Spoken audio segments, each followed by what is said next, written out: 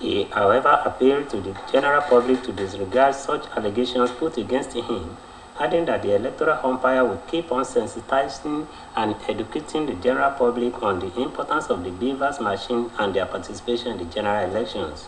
He further stated that the usefulness of the bimodal accreditation system to the electoral body is to ascertain the number of eligible voters on the day of elections. He speaks. Members of the public should disregard it. I didn't say I admitted anything. I couldn't have admitted what I don't even know the details about. I was not here for the election. So somebody deliberately quoted, what we said out of context. And for us, we are not going to be deterred. We will continue our voter education. We will continue to educate Nigeria. We will continue to let the official people know what are the possible infractions on election day. That is the position of INEC, Osun State. Also, Independent National Electoral Commission has assured Nigerians that the attack on its office in Anambra State will not deter it from conducting the forthcoming general elections. The National Commissioner and Chairman of Information and Voter Education Committee, Festus Okoye, who confirmed the attack in the statement, added that the building was substantially damaged. He, however, said uncollected permanent voters' cards kept in the fireproof cabinet were not affected by the impanel, adding that no sensitive materials have been delivered to the local government area office. Okoye pointed out that the destruction appears to have been coordinated as the Nobi police station in the local government area was similarly attacked, but arrangement will be made to replace the materials, and the Presidential and National Assembly election will proceed on 25th this month as scheduled. The United States Ambassador to Nigeria, Mary Leonard, has said that the U.S. will provide $25 million in election-related support to Nigeria. She also reiterated her country's support for transparent and credible elections that reflect the will of the people, adding that the U.S. will favor no candidate in the coming elections. She maintained that elections are the foundation of democracy and the basis for a legitimate transfer of power.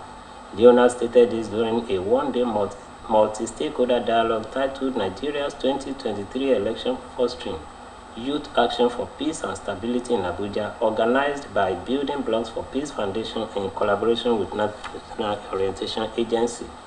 She stated that election represents an opportunity for Nigeria to solidify its place as a democratic leader in Africa.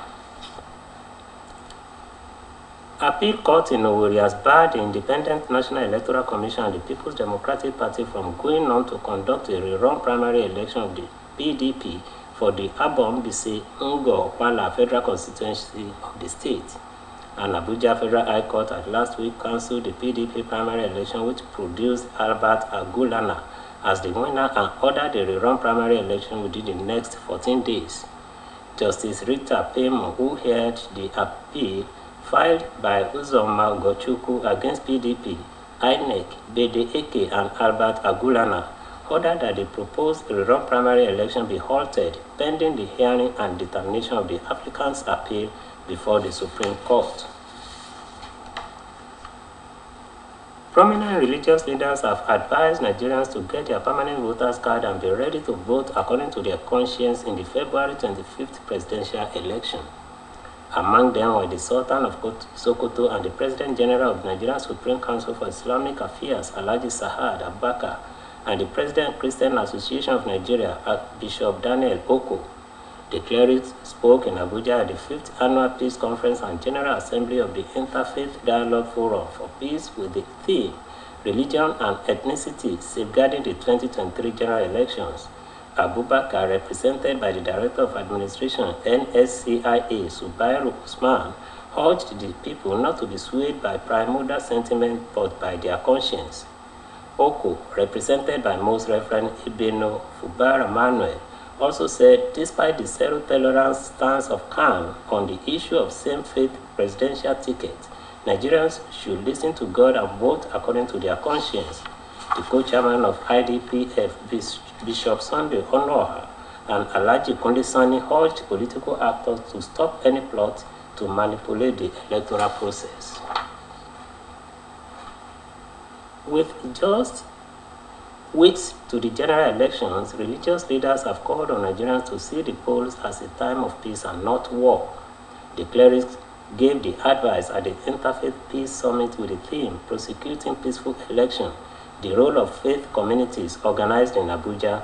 At the event, Bishop Peter Ogunmuyiwa of the African Church Diocese of Abuja and the 19 northern states said every candidate is a creation of God. According to him, Nigeria should allow the will of God to prevail, putting away religious and ethnic bigotry. Speaking in the same vein, Imam Faoud Adeyemi said, one of the ways of getting things done in Nigeria is through the religious path, and that it was pertinent to sensitize religious leaders and followers on the need for peaceful coexistence. Ahead of general elections, the National Broadcasting Commission has warned broadcast stations not to allow politicians use their platform to promote derisive remarks, hate speech, or derogatory comments. NBC, in a statement issued by its Director General Malam Balarabe Ilela, said it had observed how politicians who use broadcast platforms throw ethics and ethos in the wind. This, according to it, is against the provisions of Nigerian Broadcasting Code, which provides that in using materials for news and current affairs programs, the broadcaster shall avoid hate speech, inflammatory, derogatory, and divisive remarks or allusions. While reminding broadcasters to take note of the provision of the Broadcasting Code and other regulations, it warned that stations caught violating the provisions will pay for its misdemeanor. We now go on a commercial break. Major report continues shortly.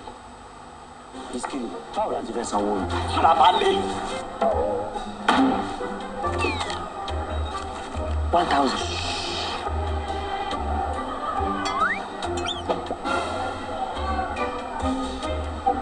We go wash play tire. Farabalẹ̀ now.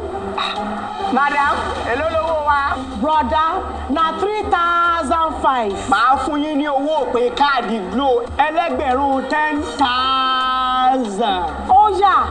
Bring your phone.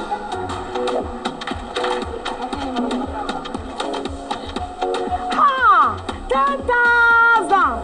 10,000 people now. Wow. 1,000 naira credit. Now you are to 10,000. No. All of us don't know about Glo Berekete. Ní ìlọ́po mẹ́wàá nísìnyí. Ṣé o ti gbọ́? Ìlọ́po mẹ́wàá ló máa gbà lórí iyekíye tó o bá rà sórí ohun ìpè Glo Berekete 10 times rẹ. I told you. Now what go tell?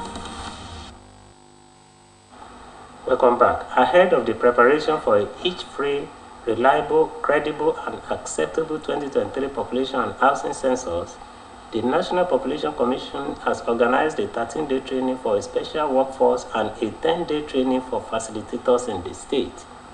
The Federal Commissioner, National Population Commission of Osun State, Senator Mudaziru Hussein, made this known while flagging off the training in Osogbo, the state capital. Omatayo Adebodun has the details. While declaring the training open, the chairman, National Population Commission, represented by the Osun State National Commissioner, Senator Mudashir Hussein, stated that the task ahead needs adequate training for a successful first digitalized census in the country, and that all hands must be on deck to achieve reliable, credible, verifiable, and acceptable data in the state and country by extension. He appealed to the facilitators to ensure they put in their best during the training, adding that the general election will not affect the 2023 census. Education is wealth. That is why the Commission has organized various training for these people, from master trainers to principal trainers and to the facilitators. And from facilitators, they will go down to the local government. That one, it will give them power, it will give them strength, it will give them confidence to know that, yes, this thing has to be done accordingly. Some of the participants who spoke with Osbc News said the training will help them to train others in their respective locations so as to achieve great success in the forthcoming head count. I've been trained how to count people, how to enumerate people. The training has been very, very successful. It has been very, very interesting. All our trainers have trained us well. The Commission have conducted a very good training exercise, and we are very happy. the way they taught us, we need to go to each local government to train the enumerators and the supervisors. We are the facilitators here. So we need to go down to the local government to to train the enumerators and supervisors. It would be recalled that the Commission had earlier embarked on several trainings, including masters trainers, principal trainers, and now facilitators, to be trained to contribute to the success of the 2023 population and housing census. Omotayo Adebodun, Osbc News. Chairman of the Southern Nigerian Governors Forum and Ondo State Governor, Mr. Oluwarotimi Akeredolu, has decried the current practice of fixing salaries and allowances of public officials by the federal government to reflect uniformity across the nation. He said the practice is unacceptable in a polity which prides itself as federal. Akeredolu stated this at the zonal public hearing of the review of the 2008 remuneration package for political, public and judicial office holders in Nigeria by the Revenue Mobilization, Allocation and Fiscal Commission held in Akure. He said the logic of mopping up revenues accruable to state and local governments into a general pool for the purpose of sharing in accordance with same federal government's formula is anachronistic and retrogressive. The governor, who spoke through his deputy, Lucky Ayedatiwa, insisted that power must devolve to the federating unit for the country to lay claims to being a federal state, noting that it is not appropriate for Revenue Mobilization, Allocation and Fiscal Commission to regulate the salaries of public officials. He charged the Commission to make conscious efforts to reduce the overbearing influence of the federal government and its institutions on the constituent units to encourage development. You are now welcome to our sports segment.